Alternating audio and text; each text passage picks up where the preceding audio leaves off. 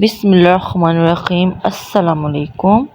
5 نمازیں اور 5 ہی پاورفل وظائف جو آج میں آپ کو بتانے جا رہی ہوں، جن میں ہر مشکل کا حل موجود ہے۔ پہلی نماز فجر کے بعد آیت کریمہ پڑھنا، لا الہ الا انت سبحانک انی کنت من الظالمین۔ دوسری نماز ظہر کے بعد حسبنا اللہ و نعم الوکیل پڑھنا۔ عصر کے بعد لا حول ولا قوت الا باللہ پڑھنا۔ چوتھی نماز مغرب کے بعد یا حی یا قیوم برحمتک استغیث پڑھنا۔